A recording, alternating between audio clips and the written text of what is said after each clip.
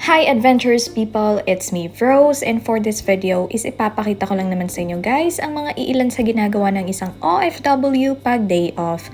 Kaya naman tara, samahan niyo ako. Kahit day off is nakaset pa rin guys yung ating alarm clock, but then hindi rin ako tumatayo guys pagka nag-ring na siya. Pinapatay ko lang siya kasi nga tulog is life, kasi day off at kailangan lubos-lubusin ang pagpapahinga. Pero syempre may limit din ang paghihiga guys, kaya naman tumayo na ako at nagayak na. Bale, kumain na nga pala ako ng breakfast guys nung time na yan, at hindi ko na naipakita pa sa inyo kung ano yung mga pinagagawa ko before that time. Dahil wala naman talaga akong plano guys na gumawa ng a day in life. Yung breakfast na kinain ko lang naman kanina guys is yung dalawang sunny side up na egg dahil diet nga daw ako. Before I start my day is naging routine ko na din guys na every Saturday morning is nagvi-video call kami ng aking asawa dahil nasa ibang bansa din siya. And naging routine na namin na magkasabay din kaming kumain ng breakfast every Saturday. Mga 1.5 to 2 hours din yung aming video call guys, and after that saka na ako nagsastart ng aking day. And after nung video call namin guys is doon na ako nag-start ng aking araw, which is yung plano ko talaga is yung aking pagtutupi. As you can see there is meron nga akong mga iilang damit na hindi ko natutupi. And yan yung mga pinaglabhan ko guys nung nakaraang linggo pa. O diba, sobrang tagal kong tinupi, 1 linggo. Kaya pasensya naman sa inyo guys kasi most of the time talaga na umuwi ako sa bahay is talagang napapagod ako. And yun is tinatamad na din ako na gumawa ng aking pagtutupi. Ewan ko ba din guys, kasi yung pagtutupi talaga na trabaho is super talaga akong tinatamad pag yan ay ginagawa ko. Mas gugustuhin ko pa talaga na maglaba kaysa sa magtupi. So guys, sino bang relate dyan sa akin ha? Pero syempre, mas mabuti naman talaga na maglaba guys, kasi nga is washing naman ang gamit at hindi ka na magkukusot ng damit.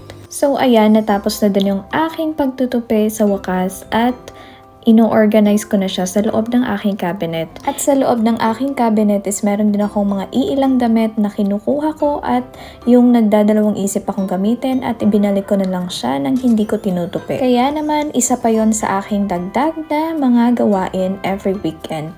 And finally, natapos na din yung aking pagtutupi, and yung next ko naman na ginawa guys is nagwalis-walis ako dito sa may hallway ng aming living area. So syempre dahil sinimulan ko na nga ang aking pag-video ng a day in life, kaya naman nilubos-lubos ko na ang aking mga ginagawa dyan guys. So as an OFW like me guys na andito sa Dubai, most of my weekend talaga is nasa bahay lang ako dahil kung lalabas ka rin at magala is super magastos, and minsan naman lumalabas kami but then yun nga is bihira lang talaga. At bilang isang OFW din guys is nanghihinayang ka sa kada gastos mo dito, at lalo pa kung hindi naman talaga siya kailangan. Or kaya naman pag meron kang mga other financial priorities na kailangan unahin. Pero kung kaya naman sa budget minsan ay gumagala naman kami guys pag weekend. So eto, tapos na ako sa living area, and dito naman ako nagwawalis sa aming kusina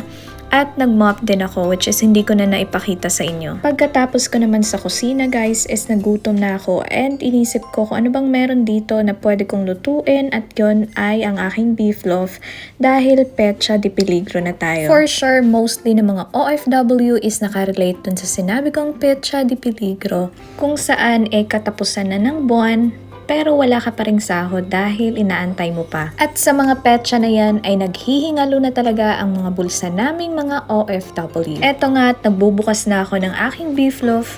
Bale, ang ginawa ko lang nito guys is nilagyan ko lang siya ng itlog, and then minash ko yung beef loaf, and after that is ipiprito ko lang siya.